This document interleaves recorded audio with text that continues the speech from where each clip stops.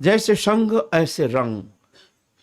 हमारे साधन जीवन में बहुत सारे पद्धति है, भगवत प्राप्ति के लिए बहुत सारे उपाय है, मार्ग बहुत है, साधन पद्धति अलग अलग है। पहुंचना एक ही जगह है।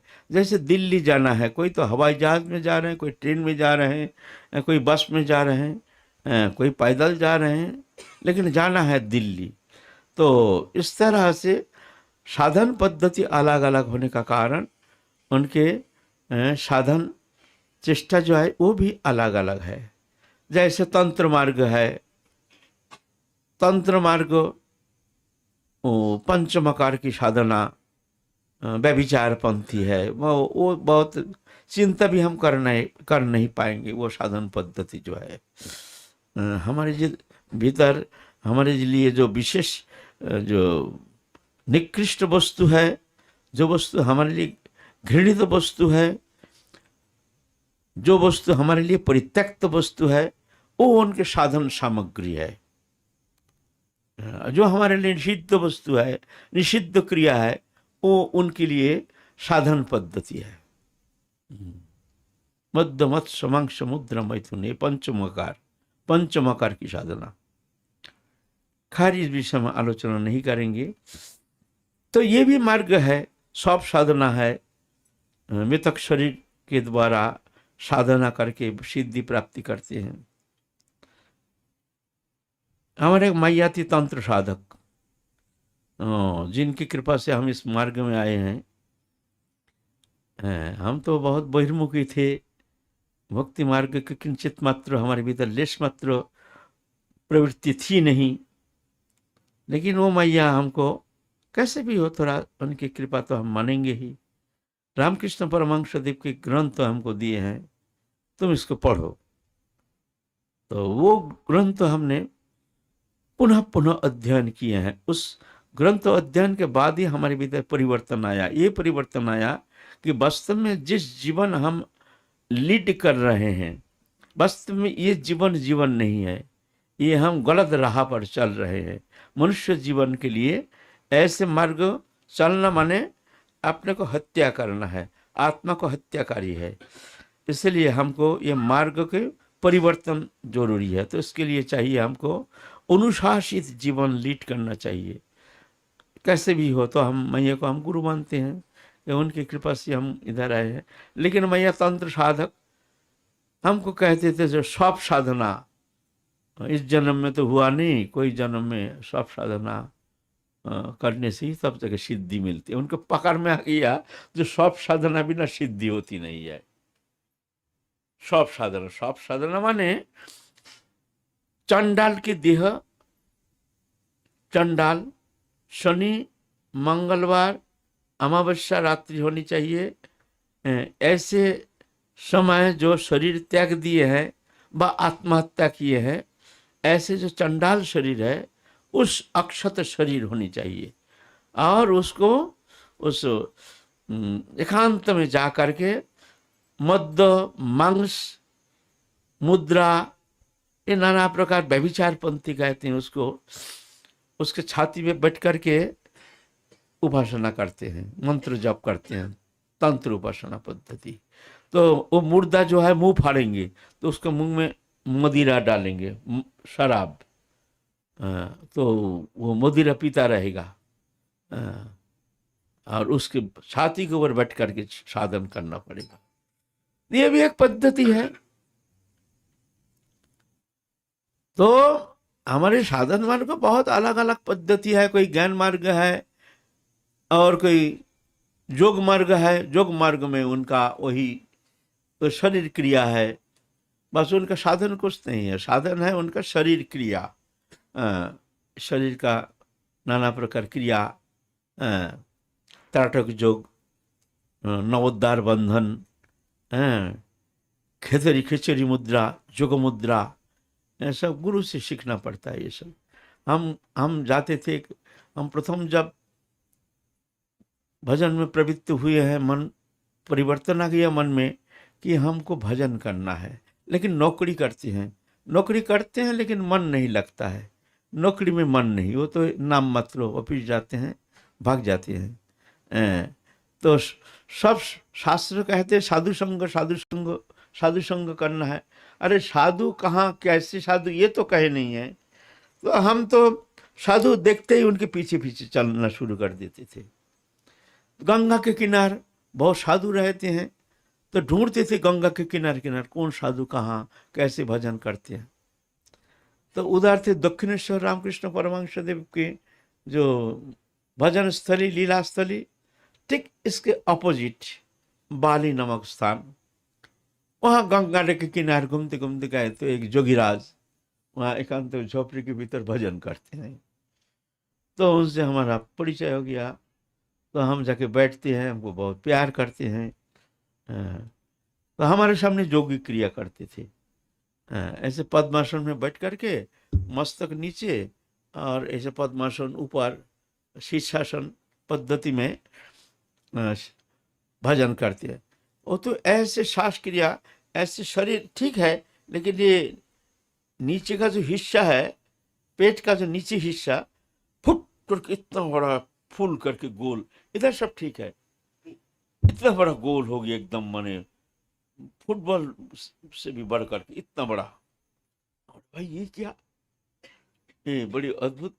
वो तो शीर्षासन मस्तक नीचे और ऊपर में पद्मासन में बैठ करके ऐसे श्वास क्रिया, नीचे हिस्सा जो है एकदम फुट करके फुट इतना बड़ा फूल गया, फिर धीरे धीरे धीरे धीरे धीरे धीरे धीरे धीरे उसको समेट लिया, फिर फुप करके इतना बड़ा हो गया। हमारे भाई ये तो बड़ा अद्भुत चीज है।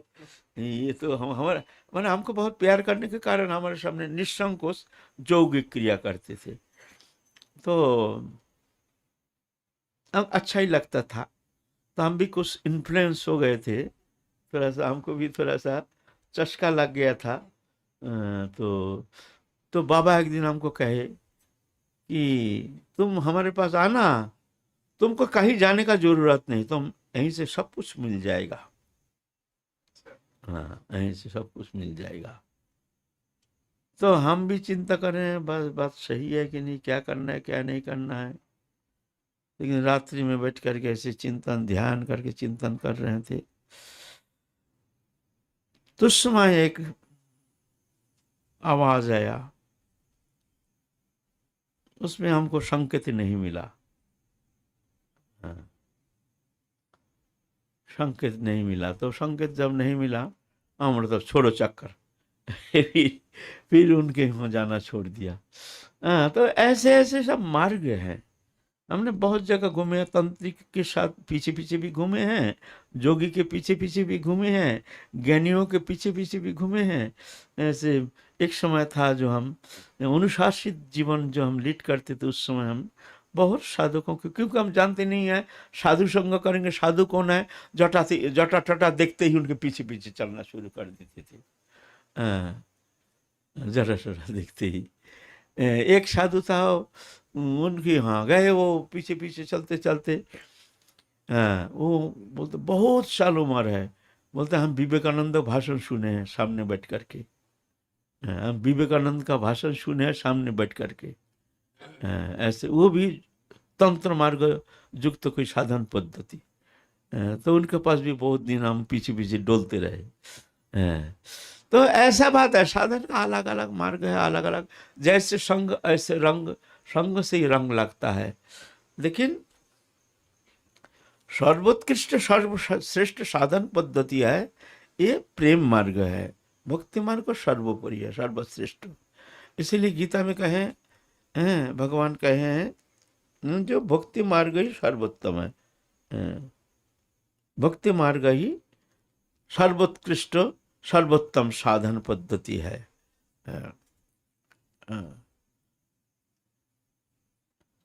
तो इसलिए पूरा साधन मार्ग अनुसंधान करके समस्त संतों के चरण कमल में रह करके हम कुंभ में गए, हजारों हजारों साधु के पीछे गए हैं, हम हिमालय में गए हैं। साधु इतना पागल हो गए थे, साधु संग हिमालय में गए हैं। हिमालय में गिरिकंदर में पागल जैसे घूमते थे, कहाँ साधु है कहाँ साधु है। अरे हिमालय छोटा सा जगह थोड़ी है। दर्शन भी हुआ, ऐसे अलौकिक साधु भी दर्शन हुआ, ये नहीं, हमारी चेष्टा वृथा नहीं गई है, लेकिन राधा रानी की कृपा से ऐसे बहुत साधु भी ऐसे दर्शन में मिले हैं। तो हमको आखिर सब अनुसंधान करके हमको तो यही मार्ग मिला है, श्रेष्ठ मार्ग है भगवत धर्म। भक्ति धर्म है सर्वोत्कृष्ट है, सर्वश्रेष्ठ धर्म है। हाँ? हाँ, हिमालय में बताऊं? बताऊं, एक दिन क्या हुआ, ग्रीष्मकाल गर्मी का मौसम हिमालय में हो रही, ऋषिकेश में। उस समय ऋषिकेश, अभी जैसे ऋषिकेश तो न्यूयॉर्क शहर बन गया है। अभी अभी ऋषिकेश पता नहीं चलता है, हरिद्वार ऋषिकेश जो तीर्थ स्थली है, वहाँ जाने से भी चित्त विक्षेप हो जाएगा। इतना शहरी वातावरण हो गया, कोई धर्मीय भावना, कोई उद्दीपन वो कम दिखता है। समुद्र के किनारे में कोई साधु संत भजन करते हैं, कोई भक्त आकर के स्नान करते, वो तो अलग बात है। लेकिन वहाँ के लोकल जो एटमॉस्फेयर, तो वहाँ वो चीज़ है नहीं। अभी बहुत परिवर्तन हो गया। लेकिन हम जिस समय की बात करते हैं, अभी से 50 साल पहले,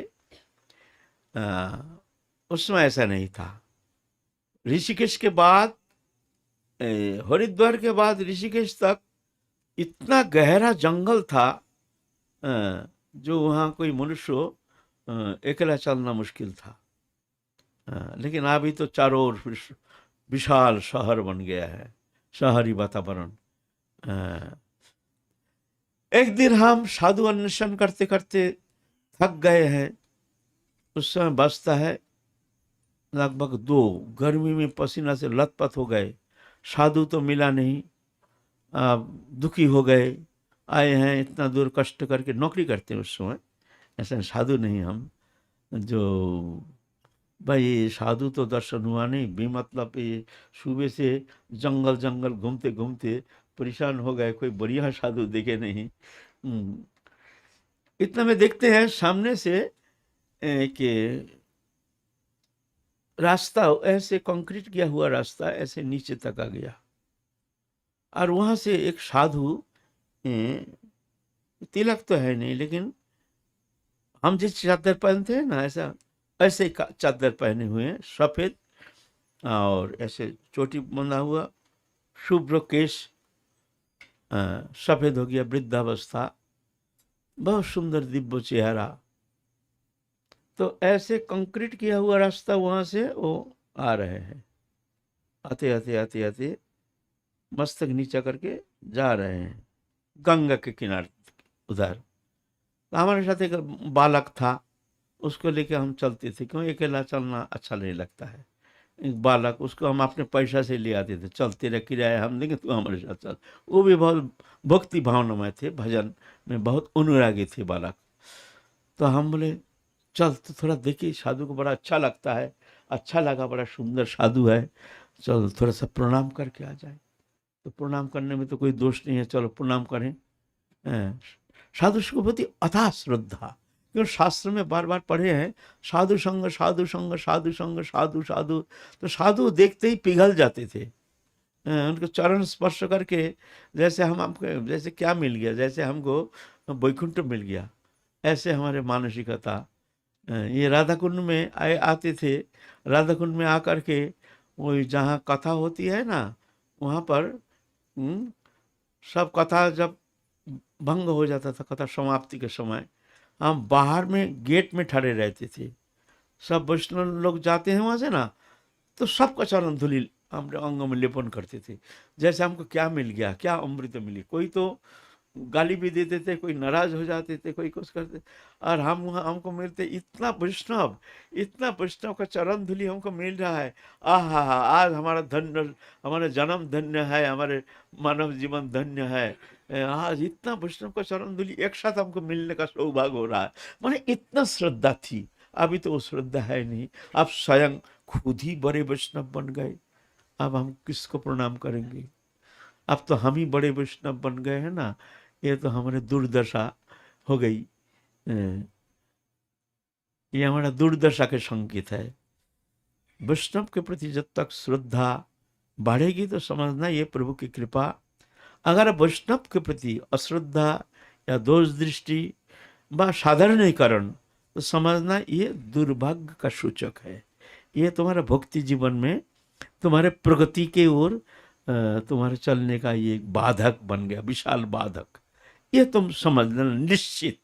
और जिस दिन प्रभु की कृपा तुम अवलोकन करोगे, प्रभु की कृपा हो रही, उस दिन तुमको तिलकधारी वैष्णव मात्र ही, माला तिलकधारी तुमको ऐसा होगा जी ये प्रभु के चरण है, ये हमसे श्रेष्ठ है, कैसे हम इनके चरण धूलि चरण रज लेकर के हम धन्य हो जाएंगे, कृतकृत्य हो जाएंगे। लेकिन ऐसा मानसिकता होना, भगवत कृपा गुरु कृपा व्यतिरिक्त ऐसा होना संभव नहीं है, बहुत कठिन है। तो उस समय हमारा कुछ कृपा थी, अभी तो स्वयं बड़े साधु बन गए हैं। तो उस दिन से हमारा, जिस दिन बड़े बन गए हैं उस दिन से हमारा दुर्भाग्य का सूचना शुरू हो गया।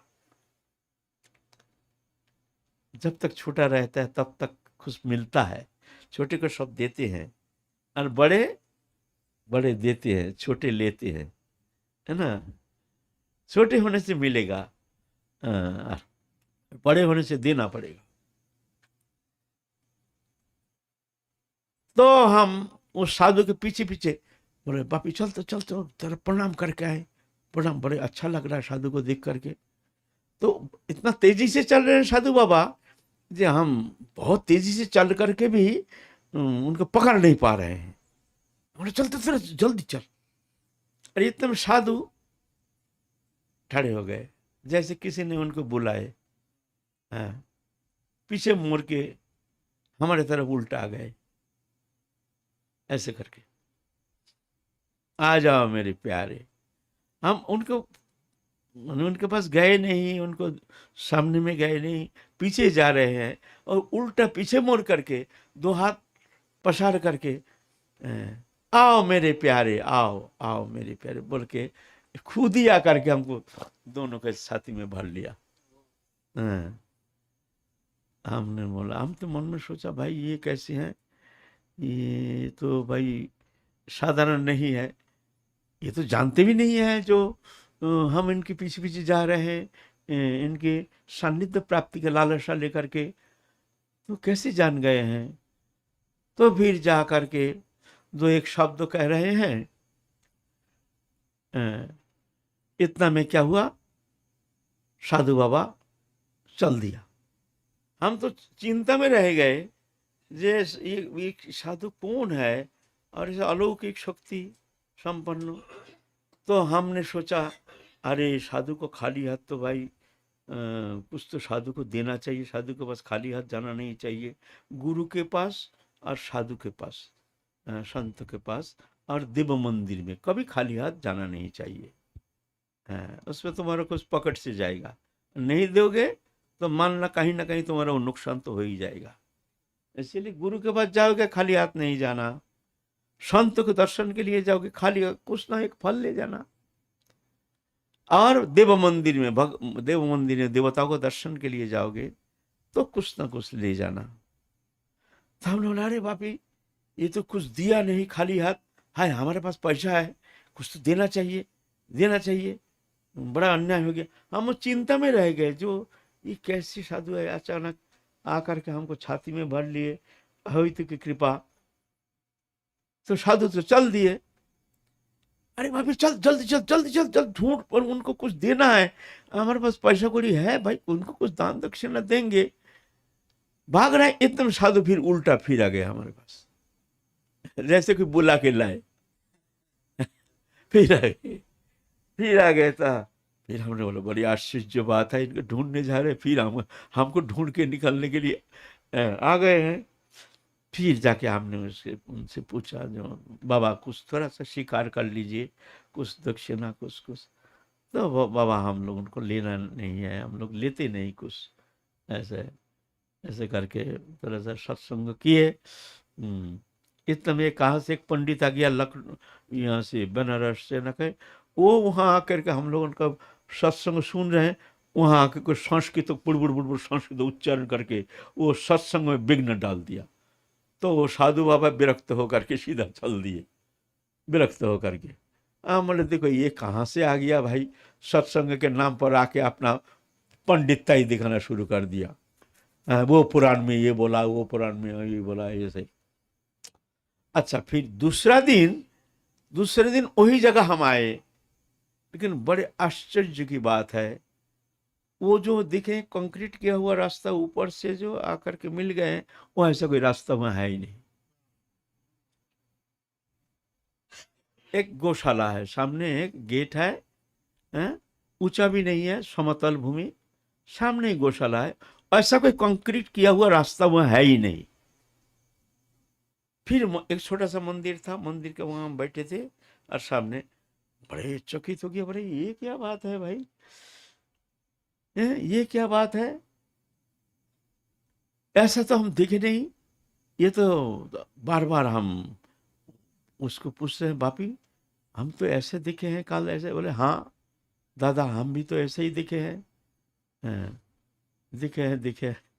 तो ऐसे अहोइत की कृपा भी मिलती है, अगर तुम्हारे भीतर आग्रह हो तो अगर साधु सेवा के आग्रह हो, अगर साधु दर्शन का आग्रह हो, अगर साधु संग का आग्रह हो, तुम निश्चिंत रहना, तुम्हारे द्वार पर साधु आ जाएंगे। लेकिन पहचान लेना उस दिन, हाँ हमारा आग्रह नहीं है, उत्कंठा नहीं है, व्याकुलता नहीं है, साधु के प्रति श्रद्धा नहीं है, ये अति दुर्भाग्य का सूचक है, अति दुर्भाग्य का सूचक है। भजन कम हो, कुछ भी हो, लेकिन साधु के प्रति श्रद्धा, ये सौभाग्य का सूचक है। अगर तुम्हारे भीतर निर्विशेष ये नहीं, ये अच्छा भजनानंदी है, ये बहुत ऐसे हैं, और ये तो ऐसे ही साधारण है, ऐसा नहीं, साधारणीकरण नहीं। एकाले जे वैष्णवेर छोट बड़ बोले निश्चिंत थाकुक से बुझिबे कत काले। बोलता है अभी जो छोटा बड़ा कह रहे हैं, ये छोटा है, बड़े हैं, एक तुलसी पत्ता छोटा और बड़ा थोड़ी होता है। बड़ा तुलसी पत्ता भी जितना मायने रखते हैं, छोटा तुलसी पत्ता भी उतना ही भगवान की प्रिय है। तो ऐसा नहीं है, यहाँ बड़ा छोटा नहीं है, ये एकदम संपूर्ण निर्दोष भजनानंदी, ऐसा निर्दोष भजनानंदी महात्मा, प्रेमी भक्त, सर्वथा निर्दोष, भगवान के अत्यंत प्रेमी है, समस्त दोष वर्जित, तब जाके हम खूब सेवा करेंगे। ऐसे भावना लेकर के कोई अगर साधु सेवा की इच्छा लेकर बैठे रहेंगे, सेवा नहीं कर पाएंगे। एक दिन क्या हुआ, एक भक्त था, उनका नियम था प्रतिदिन रसोई करके एक वैष्णव को सेवा करना, उनकी इच्छा, प्रतिदिन नियम करके। जब तक एक वैष्णव आके प्रसाद नहीं पाते हैं, तब तक वो अन्न जल ग्रहण नहीं करते हैं। उनका नियम ऐसे है, प्रतिदिन भजन करके अपना रसोई करते हैं, रसोई करके कोई वैष्णव आ गया तो ठीक है, नहीं तो रास्ते में ठहरे रहते हैं, ठहरे रह करके कोई ना कोई वैष्णव मिल जाता है तो उन्हें पकड़ के लाते हैं, प्रसाद पवाते हैं, तो वो पा करके चले जाते हैं, तो उनको अधरामृत लेकर के फिर वो अपने व्रत धारण करते हैं। तो एक दिन क्या हुआ, संध्या हो गया, बड़े भूखे प्यासे रसोई करके बैठे हैं, कोई साधु संत तो आया नहीं, है ही नहीं। तो एक दिन वो संध्या के समय देखते हैं एक साधु आ रहे हैं, ऐसे दाढ़ी है, जटा भी है, लेकिन तिलक कंठी माला कुछ है नहीं, झोली भी है, बहिर्वास भी है, लेकिन तिलक कंठी माला, जप माला, ये सब कुछ है नहीं। ऐसा माथा नीचे करके जा रहे हैं, तो दूर से दिखते हैं तो साधु ही है। साधु छोड़ के तो ऐसे कौन ऐसे वेश धारण करके ऐसे पागल बन के घूमेंगे, ऐसा थोड़ी होता है, कोई साधु ही जरूर होंगे। तो कहे, उनके आते ही कहते हैं, महाराज आप हमारे यहाँ चलेंगे, थोड़ा प्रसाद पाएंगे? बोलते हाँ पाएंगे, चलिए। तो आए हैं, जल्दी जल्दी करके चौका ठोका दे करके उनको बैठे हैं, पत्तल में प्रसाद दे करके, जल टल दे करके तो बैठे हैं। बाबा तो हाथ पांव धोए नहीं हैं, और बैठ करके भी हाथ भी धोए नहीं हैं, क्या किए हैं वहाँ, जो भी दिए हैं सबको खिचड़ी बना लिया, रसा फसा भाजा, मोटा साग, और जो भी है सब एक साथ मिला लिया, खिचड़ी बना लिया। खिचड़ी बना बोलते हैं देखो इतना हम कष्ट करके रसोई किए हैं, अरे बाबा देखो इसको पूरा खिचड़ी बना लिया। तो खिचड़ी बनाने से ही हो जाता, हमको इतना कष्ट करने का क्या जरूरत था। कोई बात नहीं, चलो भाई। हाथ पाथ धोए नहीं है, फिर आचमन टाचमन किए नहीं है, फिर जाकर के थोड़ा क्रियाकर्म करते हैं ना, थोड़ा ऐसे पानी लेकर के ऐसे ऐसे घुमाते हैं, फिर कोई तो यहाँ से ये लेकर के यहाँ थोड़ा रखते हैं, उधर उसमें से थोड़ा नाना क्रियाकर्म करते, फिर ऐसे ऐसे घुमा घुमा के ऐसा नाना प्रकार के प्रसाद पाने के पहले सब क्रियाकर्म करते हैं। कुछ ना हो तो कम से कम तो ऐसा माथे में तो ठेकाते हैं। वो भी नहीं, खिचड़ी बना के कपा कप खाना शुरू कर दिया। तभी जा करके उनका तो मिजाज खराब हो गया। तो ये भाई हमने आज हमारा व्रत तो नष्ट हो गया, क्योंकि ये जो आए हैं ये साधु नहीं है। साधु होने से साधु सदाचार जो साधा जो साधु, साधु शब्द कहाँ से आया है? जो साधा, अपने इंद्रियों को संयमित कर लिया, सदाचार संपन्न जो वो साधु है, उसको साधु कहा जाता है। तो ये जो सदाचार कुछ नहीं है, हैं? तो खाना शुरू करते, कोई बात नहीं, ठीक है चलो। मन में सोचा कि आज तो हमारा व्रत भंग हो गया, साधु नहीं ऐसा ही कोई व्यक्ति होगा। फिर खाना वाना खाने का बाद गिलास में पानी है ना, उस पानी में वही बुर्ज दुखी नहीं होना। गिलास में पानी में ऐसा करके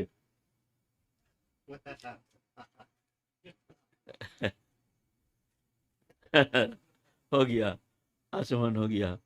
गिलास में, वही गिलास में थोड़ा हाथ को धो लेते हैं, पुण्य पानी पी लिया, फिर उसमें गिलास हाथ धो लिया, ऐसे ऐसे करके, फिर मुंह को ऐसे पोंछ लिया, फिर अपना कापड़ ले ऐसे करके।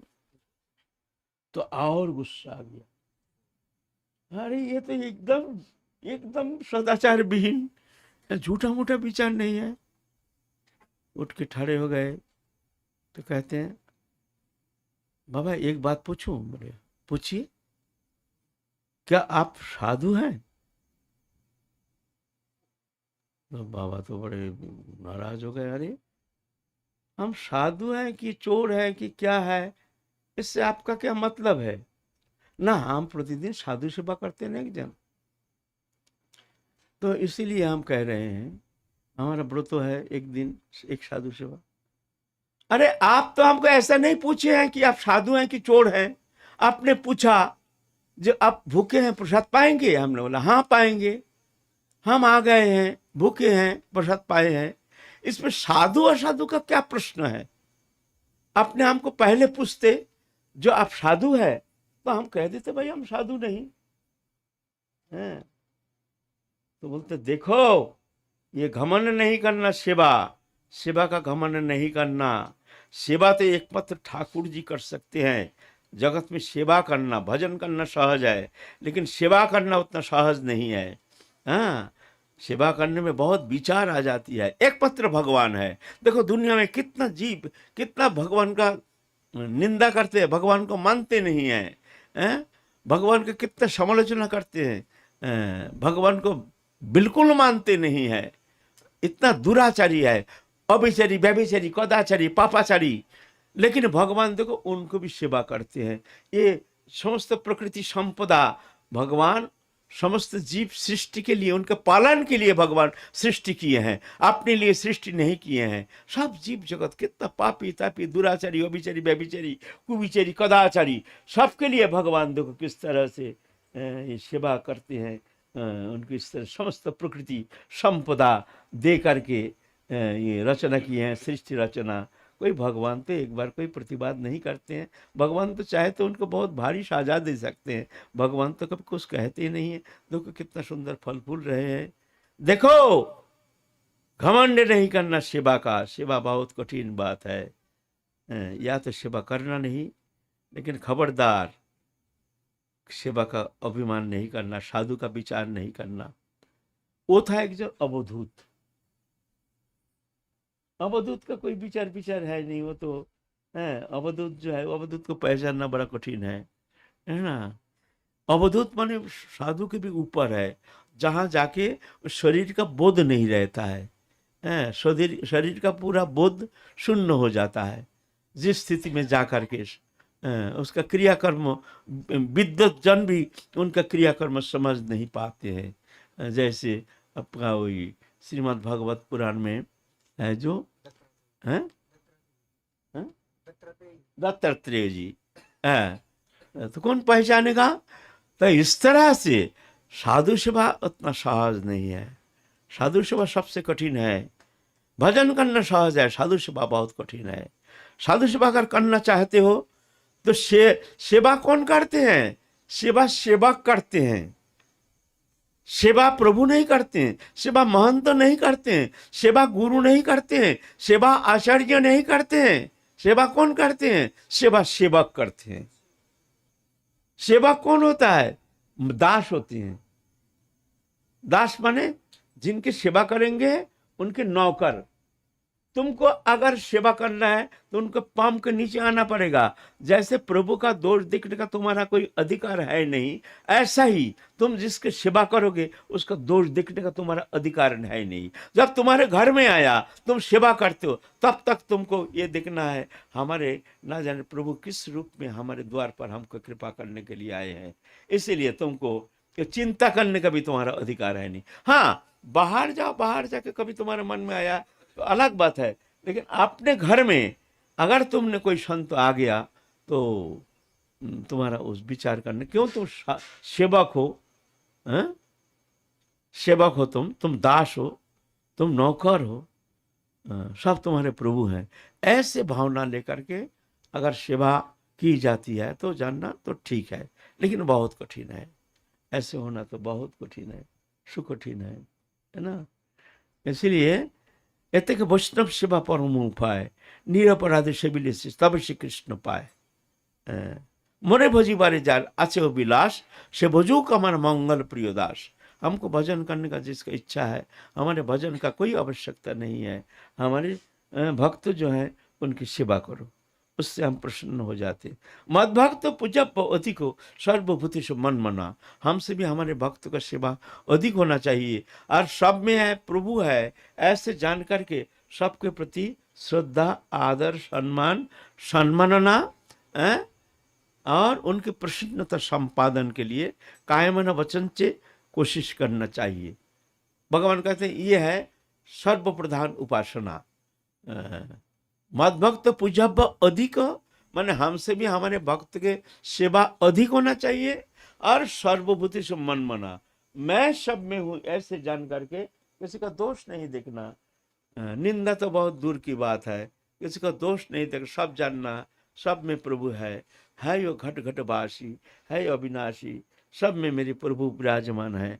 ऐसे जान करके सबको आदर करना, सम्मान करना, तब जाके तुम्हारा भक्ति सिद्धि होगी। नहीं तो असंभव बात है, चलना वहाँ बहुत कठिन हो जाएगा। तो ये है भक्ति मार्ग, है ना। ये भक्ति मार्ग हमारे महाप्रभु प्रदर्शन किए हैं। मोरे भोजी बारे जार आछे विलास, से भजुक हमारा मंगल प्रिय दास। हमको जिसको भजन करने का इच्छा है, हमारे भजन का कोई आवश्यकता नहीं है। हम आत्माराम, आप्त काम, पूर्ण काम, हमारा कोई प्रयोजन नहीं है। फिर भी अगर तुम हमको प्रसन्न करना चाहते हो तो हमारा भक्त को प्रसन्न करो। क्यों?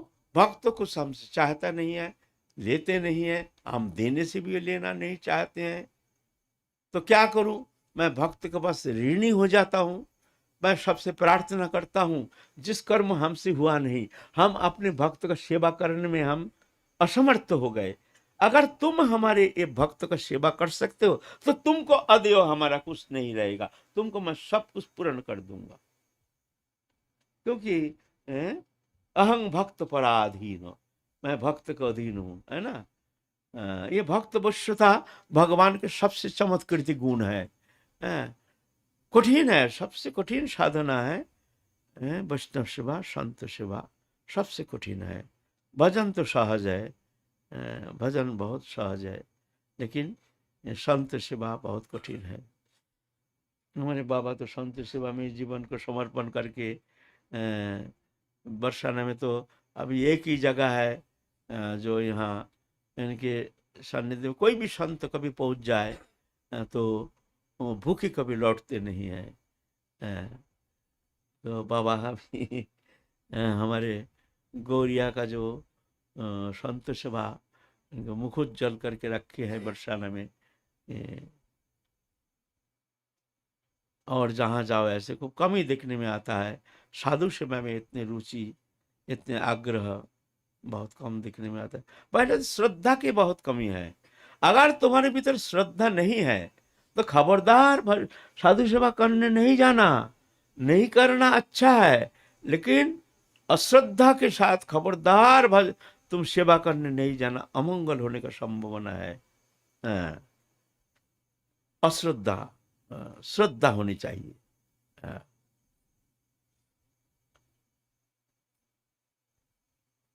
किंतु भक्त तो भगवान का ही स्वरूप है। भक्त तो भगवान की कृपा के वाहक है। हम तो भगवान को देखे नहीं है, हम तो भगवान को जानते नहीं है।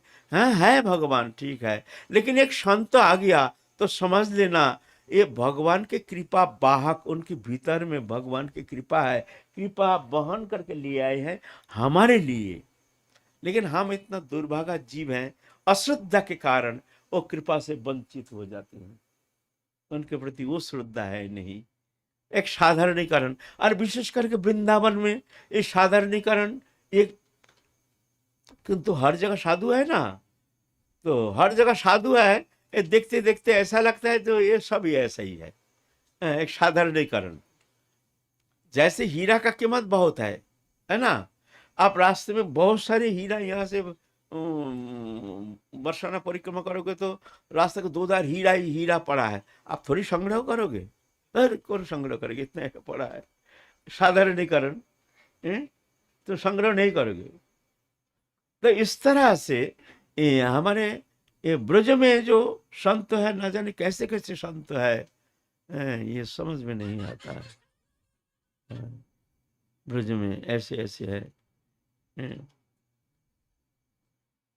हमारे यहाँ के छोटा सा बच्चा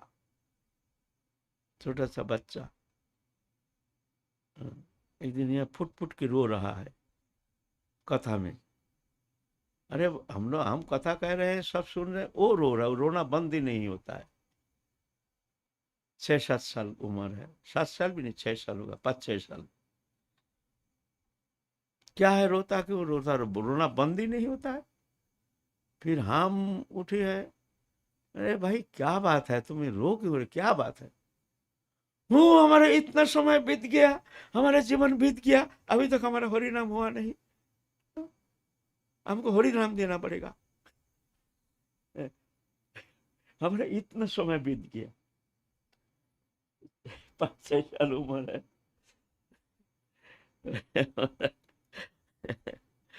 ये सब संस्कार पूर्व, तो क्या कंपेयर करोगे, क्या वैष्णव होता, इतना छोटा होता, देखते छोटा था बच्चा, लेकिन पूर्व जन्म के क्या कैसे संस्कार लेके आए हैं।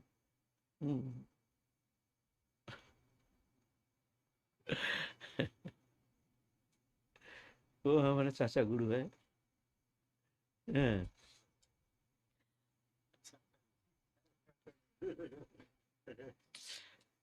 कहा उसके एकदम पाम छू लिया, है ना, पाम छू लिया। इतना रोया, इतना रोना बंद नहीं होता है। अरे क्या हुआ भाई, क्या हुआ? हमारे पास क्या फुट फुट के रो रहा है, अरे रोना बंद क्या है उनका? तुम पाम छुए थे ना? नहीं, ऐसा नहीं करना, फिर कभी नहीं करना, ऐसा अपराध हो जाएगा। हाँ, और वैष्णव का अश्रु अगर धरित्री में गिरता है ना, खूब अमंगल होता है। कोई कारणवश, मतलब तुम दुखी होकर के तुम्हारा अश्रुपात अगर हो गया किसी के कारण, तो उसका अमंगल हो जाएगा। उसका अश्रु अगर तुम्हारे कारण अगर धरित्री में गिर गया ना, तो ये वैष्णव जगत है, खबरदार, ऐसा ऐसे छोटा नहीं समझना किसी को। वो इतना रोया, वो देखो सियारा, वही तो बच्चा है, इतना रोया, फिर जाकर बड़े समझाया, भाई ठीक है कि रोना नहीं, रो।